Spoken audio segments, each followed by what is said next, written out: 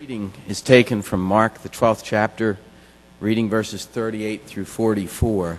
Jesus warns against outward religious displays that hide systems. These systems abuse those unable to protect themselves. Hear what the Spirit is saying to the church. As he taught, he said, "Beware of the scribes who like to walk around in long robes and to be greeted with respect in the marketplace, and to have the best seats in the synagogues and places of honor at the banquet. They devour widows' houses, and for the sake of appearance say long prayers. They will receive the greater condemnation." He sat down opposite the treasury and watched the crowd putting money into the treasury.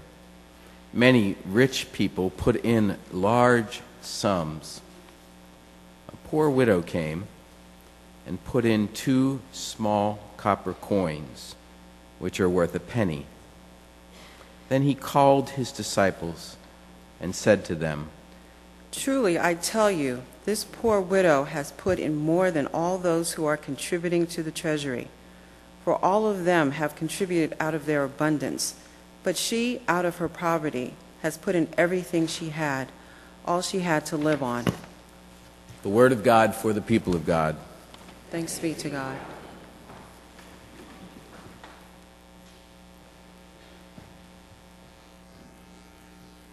Have you ever noticed that some of the most important things happen in between the things that you think are important? Have you ever noticed that? Jesus was standing there. He had taught in the temple, and so then he sat down, and they were just watching what was going on. And one of the most important things happens, or a very significant thing happens. As he's watching, he can see all the people making their offerings, and everybody can see it, and everybody can hear it, and it's a bit of a show and a display, and there's large gifts made from people who have much and may not even notice giving that amount. It may be small to them as a relative amount of their livelihood. And then we know the poor widow comes, and she makes her offering, and it's everything she has. And it's interesting to see how those two are contrasted by Jesus. He says the one gives out of abundance, while the other gives out of poverty.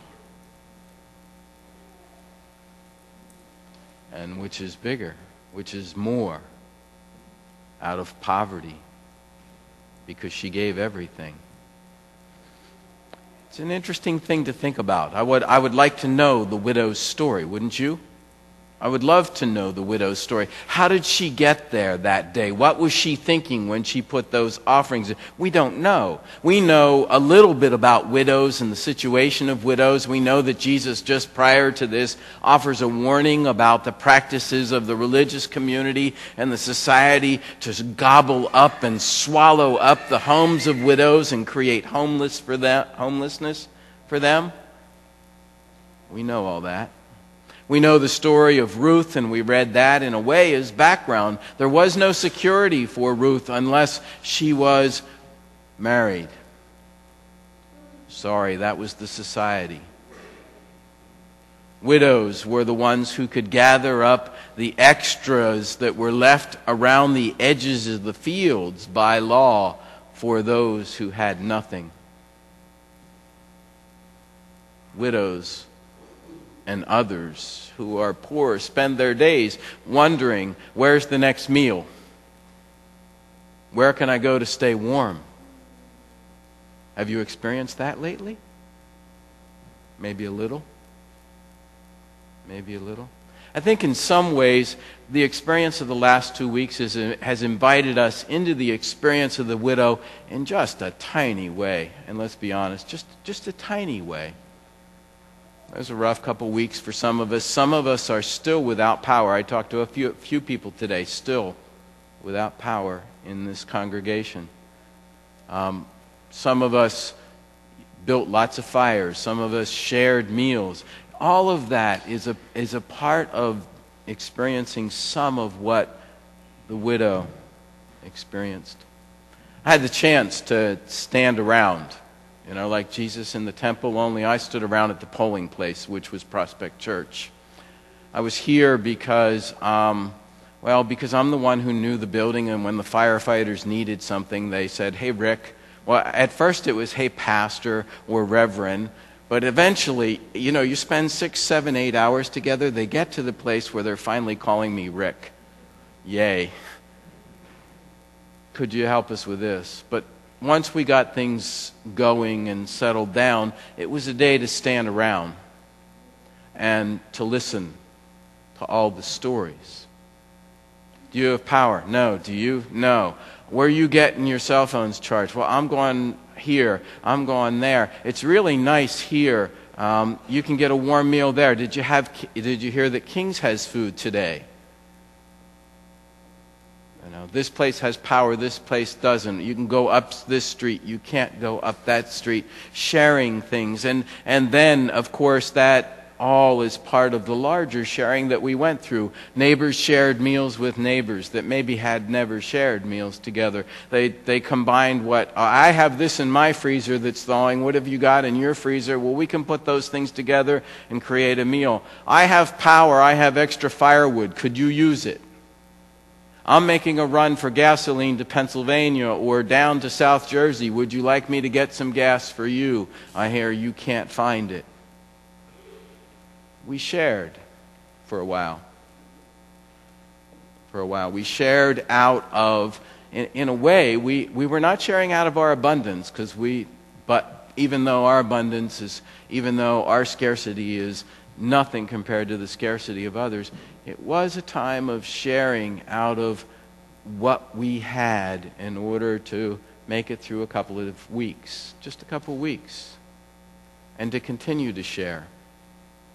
I think the role of the church in all of this is not to be like Governor Christie. I'm sorry, I'm going to be anti the culture at the moment. Not anti-Governor Christie, just anti the culture who said, "Get back to work, get back to normal."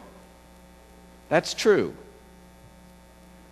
But we also need to take some time to think about what we've been through and what it means for us and what God's might be suggesting to us in all of this. Not that God made it happen. I don't believe that.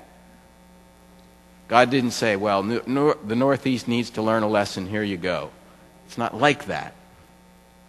It's more taking time to reflect on what we've been through together and how it has impacted us and changed us and affected us. And what might we want to do different, or how might we want to live differently, or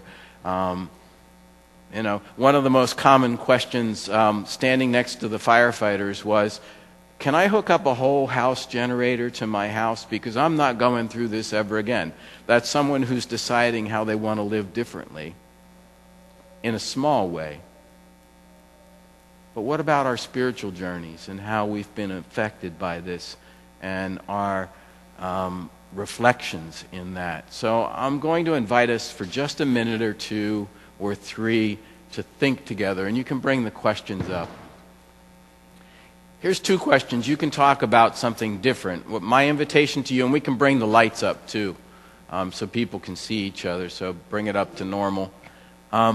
Here's 2 questions. Get with 2 or 3 other people, and just for a minute or two, you can respond to either these 2 questions. You can pick one, because you won't be able to do both. Or maybe you have another question that's been on your mind. How has my attitude toward gratitude and sharing been impacted by the experience of the last few weeks? How has it, another way to say that is, how has my perspective shifted a little? In what ways? Or, where do we hear God's call in all of this experience? So find 2 or 3 people. You might actually have to stand up and do this. I don't know, whichever way you're more comfortable. But I'm not saying you have to stay in your seat and find those 2 or 3. You can stand and converse. And then I'll call us back together in a minute or two.